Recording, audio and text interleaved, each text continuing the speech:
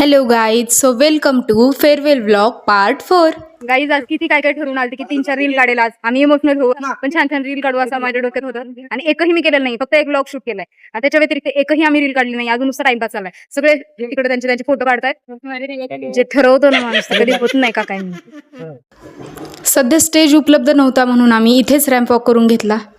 By the way छान झालाय. साक्षी एक व्हिडिओ काढ आणि कॅप्शन मध्ये लिही 15वी एकूणच रडती तू. डोळ्यात पाणी दिसत नसलं तरी आमची मैत्रीण थोडीशी इमोशनल झाली होती आणि त्यानंतर घाल तर तू.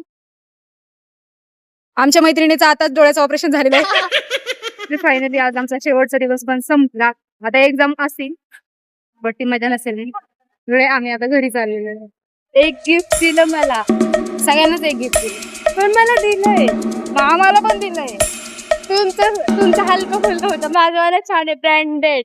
गाईज सगळ्यांना एकच पांढरा बॉक्स वाटलेला आहे आणि चांगला आहे तो. त्याच्यामध्ये कॅडबरी पण आहे. माहिती का तुम्हाला? माझ्याकडे नाहीये, माझ्याकडे कॅडबरीच नाहीये.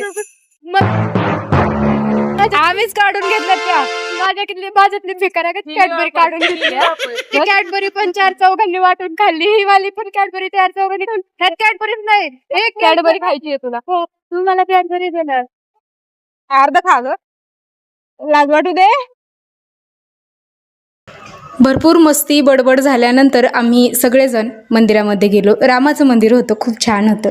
देवांना प्रणाम करून गणपती बाप्पा मोरया करत आम्ही आमचा ब्लॉग इथंच संपवतो. बाय, धन्यवाद हा तुम्ही ब्लॉग बघितल्याबद्दल. नेक्स्ट ब्लॉगसाठी फॉलो करा. Bye bye.